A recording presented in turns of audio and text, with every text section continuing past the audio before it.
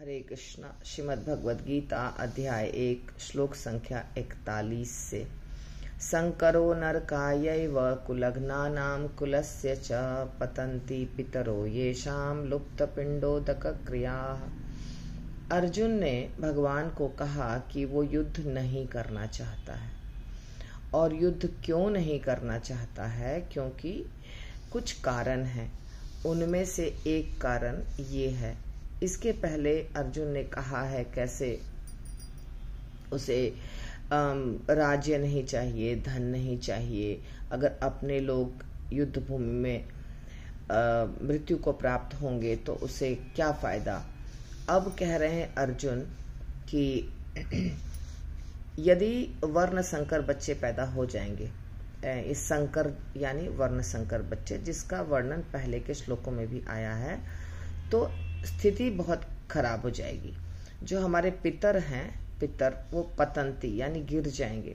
जहां भी पितर होंगे वहां से वो गिर जाएंगे, क्योंकि लुप्त पिंडोदक क्रिया, पिंड यानी पिंडदान जो हम गया में करते हैं वो पिंड, उदक यानी जल, लुप्त, ये लुप्त हो जाएंगे। ये 4 शब्द हैं, लुप्त, पिंड, उदक, क्रिया।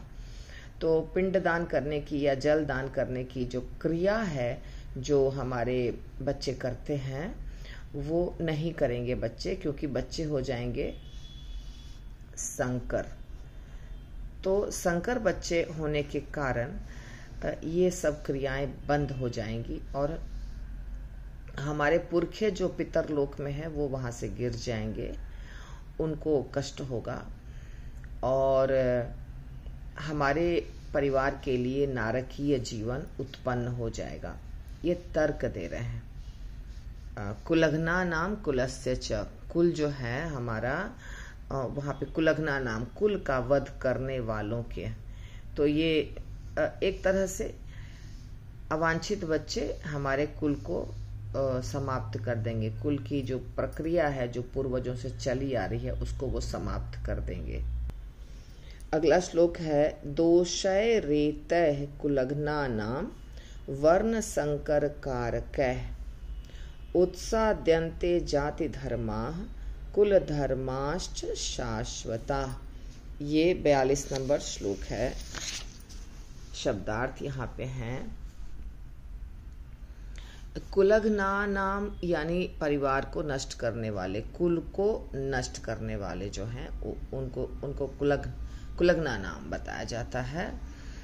तो जो लोग कुल परंपरा को विनष्ट करते हैं और इस तरह अवांछित संतानों को पैदा करते हैं, उनके दुष्कर्म से क्या होता है? सामुदायिक योजनाएं, पारिवारिक कल्याण सब विनष्ट हो जाते हैं। जो हमारे कुल के धर्म हैं, हमारे समाज के जो धर्म है, देखिए जाति धर्म, कुल धर्म, ये सब समाप्त हो जाएंगे, क्योंकि ये हमारे जो खानदान के बच्चे हैं वो नहीं हैं। वो अभी जो बच्चे पैदा होंगे, जैसा बता रहे हैं अर्जुन, वो वर्ण संकर होंगे। तो हमारे जो खानदानिक बच्चे होते हैं वो ये सब करते हैं, कुल धर्म निभाते हैं या समाज में व्यवस्था बनाए रखते हैं, पर वर्ण संकर बच्चे ऐसा नहीं करेंगे। तो इसीलिए कुल परंपरा, पारिवारिक कल्याण कार्य, ये सब नष्ट हो जाएगा। और फिर आगे बता रहे हैं उत्सन्न कुल धर्माणाम मनुष्याणाम जनार्दन नरके नियतम वासो भवति इति अनुशुश्रुम। तो कह रहे हैं अर्जुन, हे जनार्दन, जनार्दन भगवान का नाम है, हे जनार्दन, जो कुल धर्म का नाश करते हैं, जो लोग कुल धर्म को विनष्ट करते हैं, उत्सन्न यानी विनष्ट करने वाले लोग जो होते हैं कुल धर्म यानी परंपरा को, तो वो कहाँ जाते हैं? नरके नियतम वासो, यानी वो नरक में वास करेंगे। ऐसा अर्जुन कह रहे हैं कि जो कुल धर्म को विनाश करने में सहायता करते हैं या कुल धर्म का विनाश करने का कारण बनते हैं, ऐसे मनुष्य हे जनार्दन नरक में वास करते हैं। ऐसा मैंने सुना है, भवति इति अनुशुश्रुम यानी कि परंपरा से मैंने सुना है।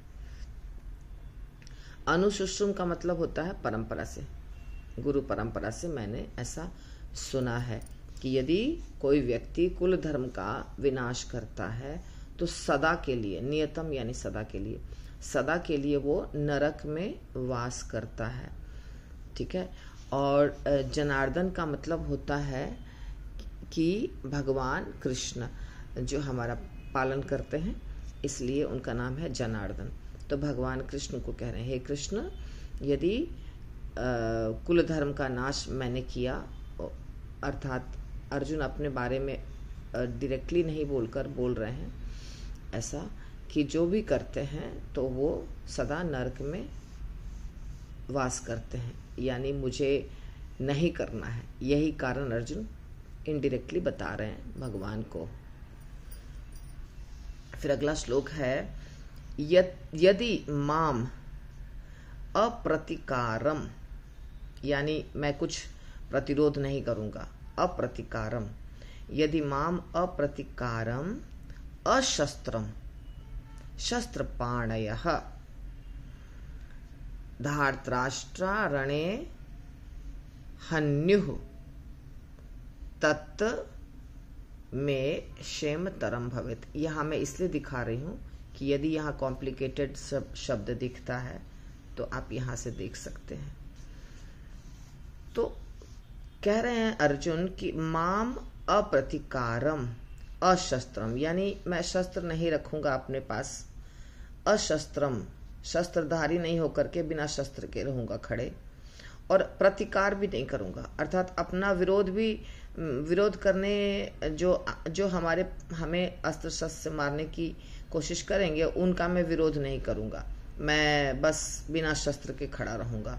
तो यदि मैं ऐसा करता हूँ, माम यानी मुझको, मैं बिना शस्त्र अस्त्र के खड़ा रहूंगा तो वो लोग मारेंगे।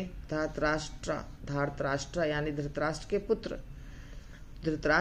पुत्र रणभूमि में खड़े हैं, रणभूमि में खड़े हैं मारने के लिए, और मैं बिना अस्त्र शस्त्र के खड़ा रहूंगा। देखिए, मुझ निहत्थे का मतलब होता है बिना शस्त्र के। शस्त्र पाणय, ये तो भगवान का नाम है, भगवान का एक नाम है शस्त्र पाणय। तो यहाँ क्या लिखते हैं देखती हूँ मैं, शस्त्रधारी, शस्त्र पाणय, ये कह रहे हैं भगवान को, लेकिन यहाँ पे भगवान के लिए नहीं कह रहे हैं, यहाँ शस्त्र पाणय धृतराष्ट्र के पुत्रों के बारे में कहा जा रहा है। शस्त्र पाणय धार्तराष्ट्र, कि मेरे पास कोई शस्त्र नहीं रहेगा, कोई अस्त्र नहीं, कोई शस्त्र नहीं, मैं सब कुछ रख दूंगा, क्योंकि अर्जुन को युद्ध करने की इच्छा नहीं। तो जो धृतराष्ट्र के पुत्र शस्त्र लेके खड़े हैं, पाणी यानी हाथ, तो हाथ में जो शस्त्र लेके खड़े हैं तो वो मुझे मारेंगे, है ना। जब वो मुझे ऐसे मारेंगे तो भी अच्छा होगा, क्षेमतरम भवेत्, देखिए मेरे लिए अच्छा होगा, ऐसा अर्जुन कह रहे हैं कि मैं बिना शस्त्र के खड़ा रहूंगा और उनके पास शस्त्र है और वो मुझे मार देंगे तो अच्छा होगा, कोई बात नहीं। अर्जुन ऐसा सोच रहे हैं कि जो परिस्थिति है उसमें मेरा मर जाना ही अच्छा है, लेकिन मैं युद्ध नहीं करूंगा। ये श्लोक ये बता रहा है, और ये है जो अंतिम श्लोक पहले अध्याय का। संजय कह रहे हैं ये श्लोक, एवं उक्त्वा अर्जुनः संख्ये रथ उपस्थ उपाविशत विसृज्य सशरम चापम शोक संविघ्न मानसा। अब वो दुखी है इसलिए शोक संविघ्न मानसा, संविघ्न का मतलब होता उद्विग्न या संतप्त, शोक से पूरे शोक मग्न है अर्जुन, शोक संविघ्न मानसा। एवं उक्त्वा, ऐसा कहकर, एवं उक्त्वा अर्जुनः, अर्जुन ने ऐसा कहा, और संख्य यानी युद्ध भूमि में, रथ उपस्थ, रथ पर ऐसा बोल करके और वो बैठ जाते हैं, और उपाविशत यानी बैठ गए, रथ के ऊपर बैठ गए, रथ उपस्थ उपाविशत, अर्जुन ऐसा बोल करके रथ पर बैठ गए और क्या किए, विसृज्य, विसृज्य सशरम चापम। विसृज यानी एक तरफ अपने बाणों को, बाण जो होता है तुनीर और क्या बोलते हैं उसको ना, जिसमें बाण रखे रहते हैं और धनुष होता है, वो सबको रख दिया। सबको एक बगल में रख करके और धनुष, चापम यानी धनुष को बाणों सहित, सशरम बाणों सहित रख करके, और वो शोक